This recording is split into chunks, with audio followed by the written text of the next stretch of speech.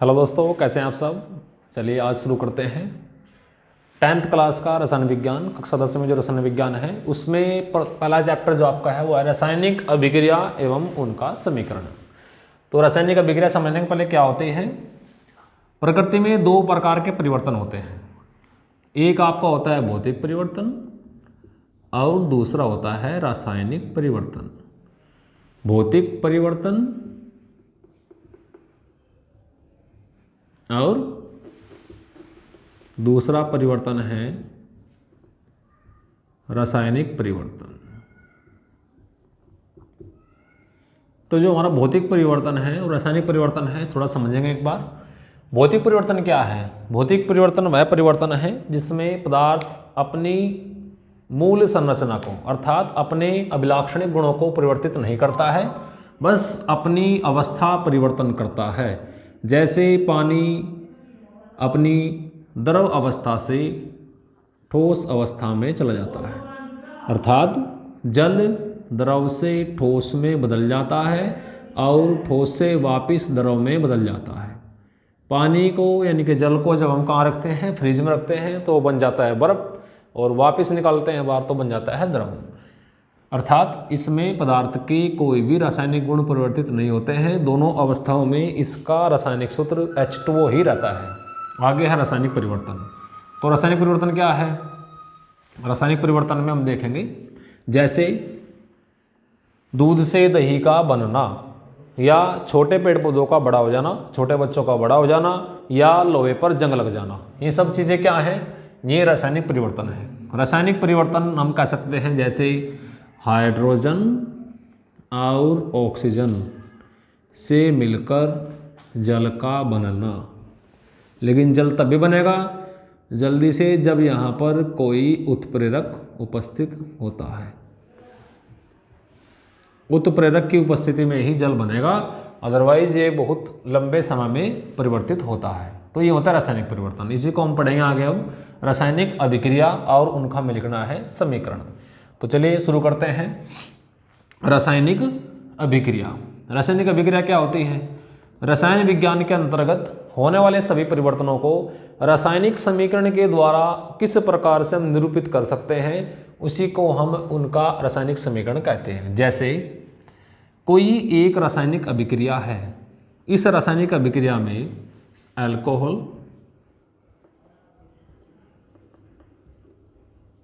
Alcohol परिवर्तित हो जाता है एसिटिक अम्ल में। एसिटिक अम्ल में तो अल्कोहल से एसिटिक अम्ल में परिवर्तित होने की इस क्रिया को हम किस प्रकार से परिभाषित कर सकते हैं, कैसे प्रदर्शित कर सकते हैं, उसी को हम उसका रासायनिक परिवर्तन कहते हैं। तो इसमें रसायन में परिवर्तन हुआ होगा। अब इसके सूत्र को हम कैसे लिख सकते हैं? तो पहले तो हम तत्वों के संकेत को समझेंगे। इस तत्वों के संकेत कैसे लिख सकते हैं? तत्वों के संकेत आप सभी जानते हैं कि उनको किस प्रकार से हम लिखते हैं। तो अल्कोहल को सामान्य सूत्र द्वारा निरूपित करते हैं ROH, या R के स्थान पर कोई एल्किल समूह लेंगे C2H5OH। इससे हम बनाएंगे एसिटिक अम्ल CH3COOH। किस प्रकार से बनेगा? ये ऑक्सीकरण से बनेगा। ऑक्सीकरण में क्या ले सकते हैं हम? ऑक्सीकारक लेंगे K2Cr2O7 या KMNO4, दोनों में से कोई भी एक चीज़ लेंगे। और इसमें क्या मिलता है हमें? इसमें मिलती है ऑक्सीजन। इसको मिलेगी ऑक्सीजन, अर्थात अल्कोहल का हो जाएगा यहाँ पर ऑक्सीकरण।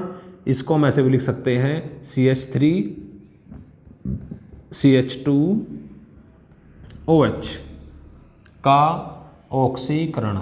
इसका हो जाएगा ऑक्सीकरण। तो क्या बनेगा? CH3CH2। ये दोनों हाइड्रोजन यहाँ से हट जाएंगे, बस इन दोनों हाइड्रोजन को हटाना है और ऑक्सीजन को स्थान पर जोड़ना है। CH3COOH, ये बन गया एसिटिक अम्ल।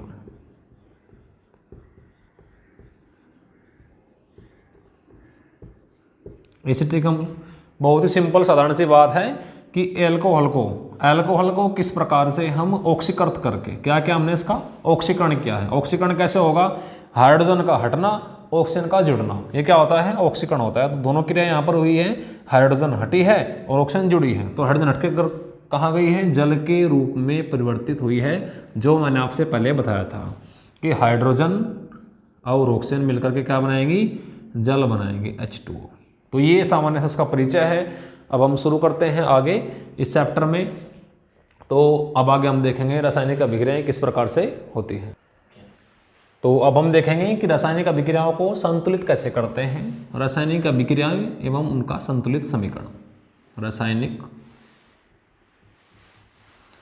अभिक्रियाएं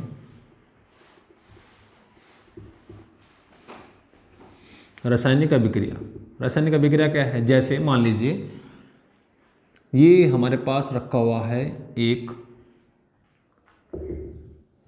विलयन, इस विलयन में रखा हुआ है, मान लीजिए रखा हुआ है जिंक सल्फेट रखा हुआ है।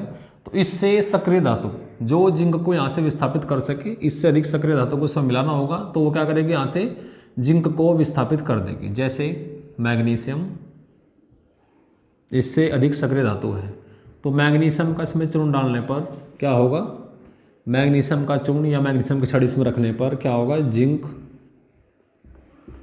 सल्फेट मैग्नीशियम, तो बन जाएगा मैग्नीशियम सल्फेट और जिंक यहाँ से हो जाएगा विस्थापित। या ऐसे कह सकते हैं कि यदि यहाँ पर हमारे पास एक पात्र हो और इसमें रखा हो कॉपर सल्फेट का विलयन, तो इस कॉपर सल्फेट के विलयन में हम रख देते हैं एक छड़, और छड़ किसकी है, जिंक की छड़ है, जिंक धातु की एक छड़ को इसमें रखने पर जिंक क्या करेगा, क्योंकि जिंक कॉपर से अधिक क्रियाशील है, तो जो अधिक अभिक्रियाशील होगा वो कम क्रियाशील वाले तत्व को उस यौगिक से विस्थापित कर देगा। तो क्या होगा, ZnSO4 से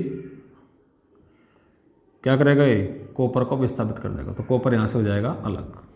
तो इस प्रकार से हम कह सकते हैं ये एक प्रतिस्थापन अभिक्रिया है। अभी हम पढ़ेंगे आगे अभिक्रियाओं के प्रकार के, अभिक्रियाओं के प्रकार क्या होते हैं, किस प्रकार से रासायनिक अभिक्रियाओं को हम अलग अलग भागों में विभाजित कर सकते हैं। जैसे कोई एक टीम है, उस टीम में जो खिलाड़ी, उस पूरी टीम में जो एक खिलाड़ी क्या करता है, प्रदर्शन करता है, यदि उसको चोट लग जाए और वो या अच्छा प्रदर्शन न कर पाए, तो उसके स्थान पर क्या करते हैं, हम सब्स्टिट्यूट करते हैं, अर्थात प्रतिस्थापन करते हैं। तो प्रतिस्थापन किसका करते हैं, जो अधिक क्रियाशील होता है, अर्थात जो अच्छा खिलाड़ी होता है उसको हम टीम में लेकर आते हैं, और जो खिलाड़ी अच्छा नहीं होता है उसको टीम से हम बाहर कर देते हैं।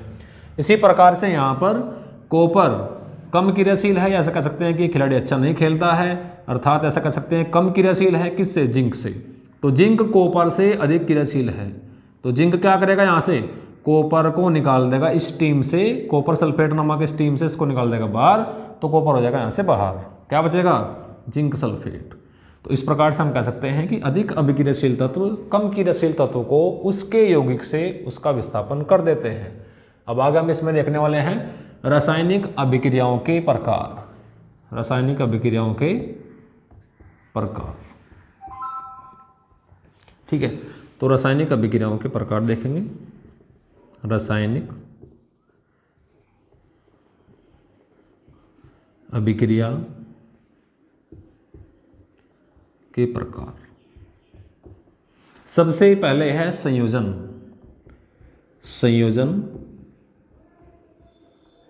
या योगात्मक।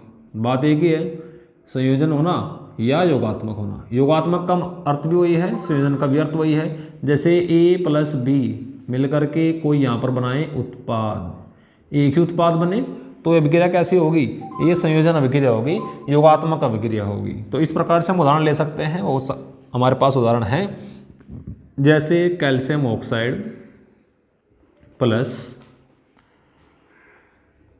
H2O। कैल्शियम ऑक्साइड ये क्या है, बिना बुझा चूना है, बिना बुझे चूने को पानी में डालने पर बुझा हुआ चूना प्राप्त होता है, कैल्शियम हाइड्रोक्साइड। यदि इसके स्थान पर हम और भी ले सकते हैं कोई दूसरा पदार्थ, जैसे मैग्नीशियम ऑक्साइड प्लस H2, तो कैल्शियम ऑक्साइड के स्थान पर आप मैग्नीशियम ऑक्साइड भी ले सकते हैं। जल में मिलाने पर मैग्नीशियम हाइड्रोक्साइड बन जाएगा। ये भी क्या है, ये भी एक योगात्मक अभिक्रिया का उदाहरण है। और ले सकते हैं, बिल्कुल ले सकते हैं। मैग्नीशियम के रिबन को आप वायु में जब जलाते हैं, वायु की उपस्थिति में, तो वो जलेगा और क्या बनाएगा, मैग्नीशियम के ऑक्साइड। तो ये अभिक्रिया का संतुलित समीकरण है।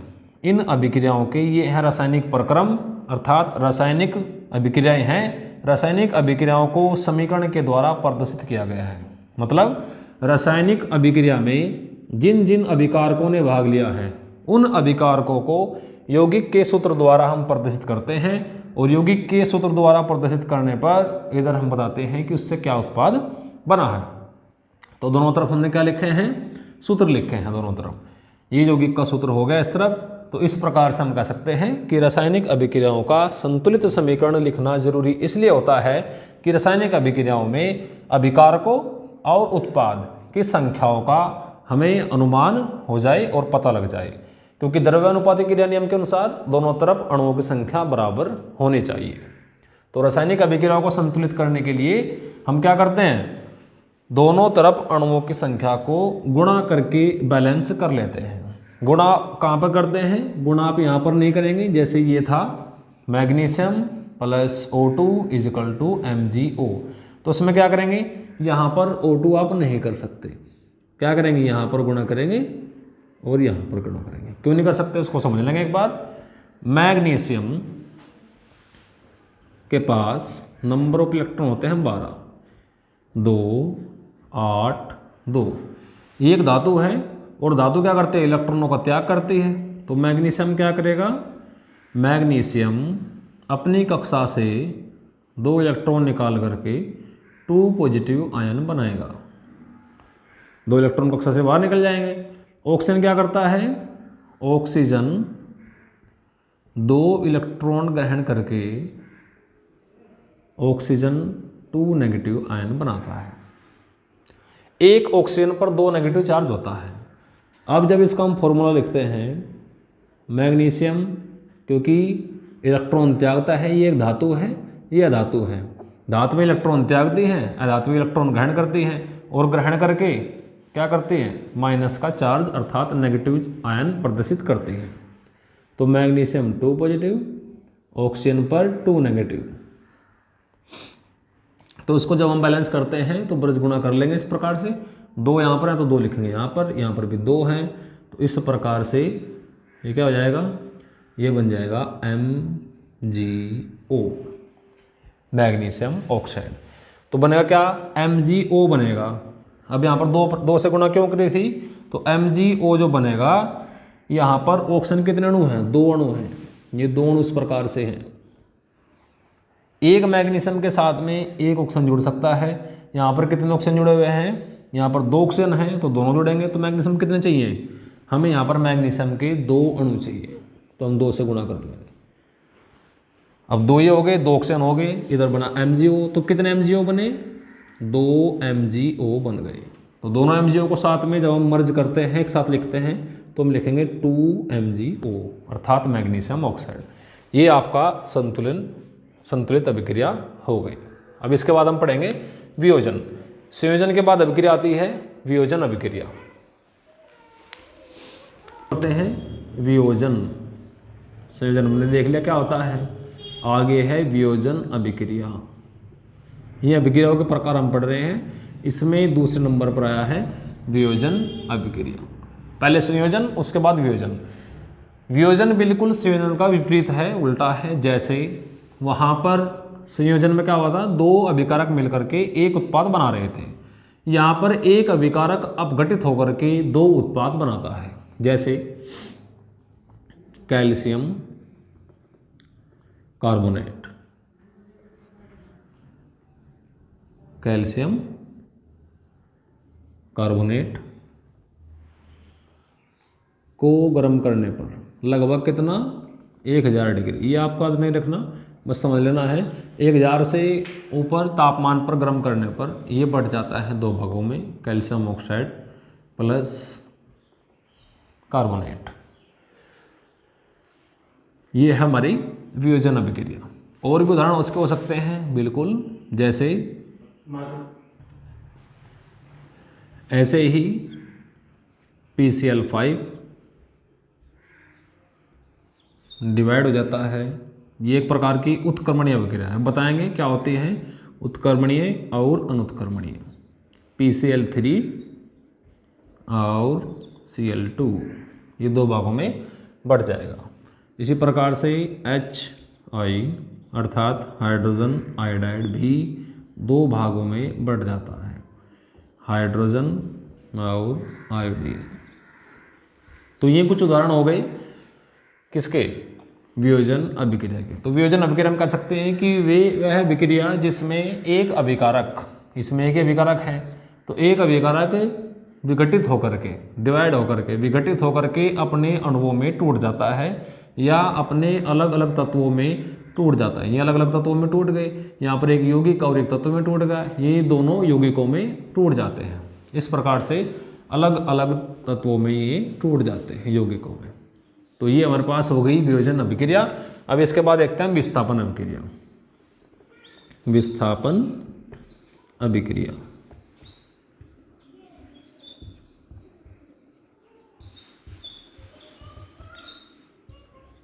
विस्थापन अभिक्रिया, जैसे मैंने पहले आपसे बताया था कि विस्थापन सब्स्टिट्यूट, ये क्रिकेट में या फिर और कहीं पर जो गेम होते हैं जैसे कबड्डी होता है, कबड्डी के गेम में भी इसका बहुत अधिक प्रयोग किया जाता है।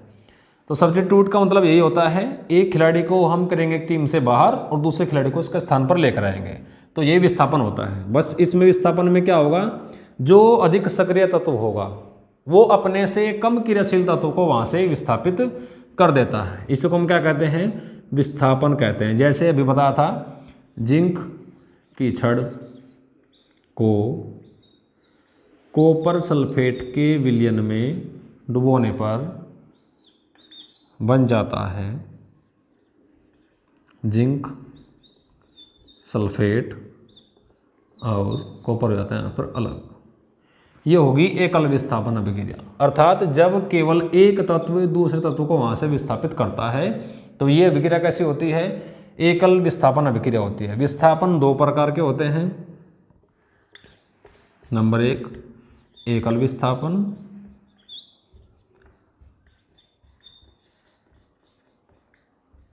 और दूसरा होता है द्विविस्थापन।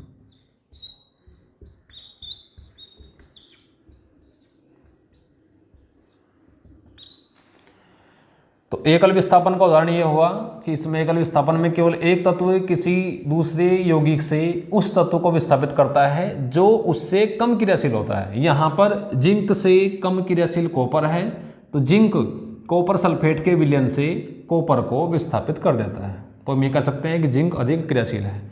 द्विविस्थापन में क्या होगा, द्विविस्थापन में जैसे हमारे पास कोई यौगिक है, एसिटिक अम्ल है मान लीजिए CH3COOH और हम ले लेते हैं यहाँ पर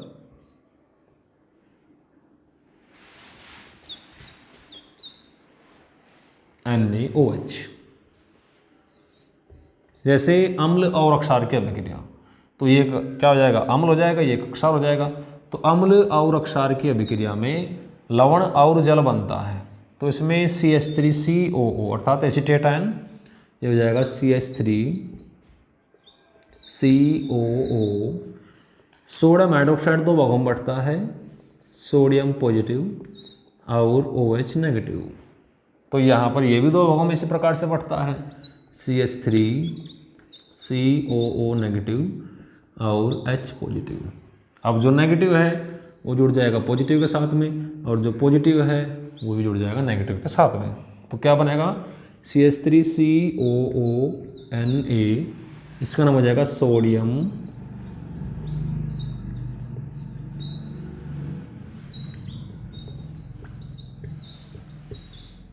सोडियम एसीटेट और दूसरा बन जाएगा हमारे पास जल, H और OH, H2O, ये बन जाएगा जल। तो बच्चों ये यहाँ पर अभिक्रिया हुई है द्विविस्थापन अभिक्रिया। द्विविस्थापन अभिक्रिया के वे सब उदाहरण आप ले सकते हैं जो अम्ल और क्षार की अभिक्रिया द्वारा होते हैं। और आप उदाहरण ले सकते हैं जैसे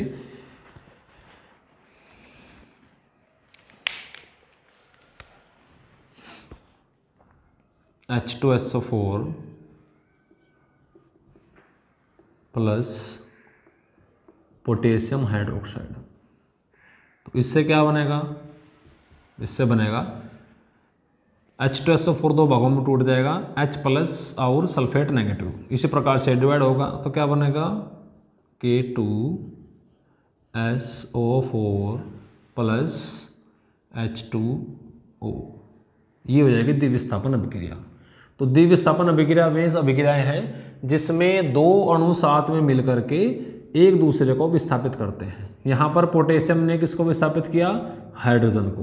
तो हाइड्रोजन यहाँ पर OH के साथ में मिलकर के क्या बनाएगा, जल बना लेगा। तो इस प्रकार से इसको हम बैलेंस कर लेंगे। पोटेशियम यहाँ पर 2 है तो 2 से यहाँ पर क्या करेंगे, गुणा कर देंगे। तो जब 2 से यहाँ गुणा करेंगे तो यहाँ पर कितने हो जाएंगे, पोटेशियम यहाँ 2 और हाइड्रोक्साइड कितने हो जाएंगे 2, ऑक्सीजन कितने हो जाएंगे 2 हो जाएंगे। तो 2 पर 2 से यहाँ पर भी गुणा कर देंगे। इस प्रकार से अभिक्रिया हमारी हुई संतुलित। चलिए दोस्तों यहाँ तक रखते हैं। इसमें हमने पढ़ा है अभिक्रियाओं के प्रकार। पहला प्रकार हमारा था संयोजन अभिक्रिया, जब दो विकारक मिलकर के एक उत्पाद बनाते हैं उसको हम संयोजन कहते हैं। उसके बाद हमने पढ़ा वियोजन, और वियोजन के बाद हमने पढ़ा है विस्थापन। तो विस्थापन अभिक्रिया आप अच्छे से समझ गए होंगे। विस्थापन 2 प्रकार के हैं, एकल विस्थापन और द्विविस्थापन। तो इस प्रकार से हम आज के लिए यहीं तक रखते हैं। आगे नेक्स्ट वीडियो में आपसे बताएंगे। तब तक के लिए सभी को नमस्कार। घर पर रहिए, सुरक्षित रहिए। अभी ठंड बहुत अधिक है।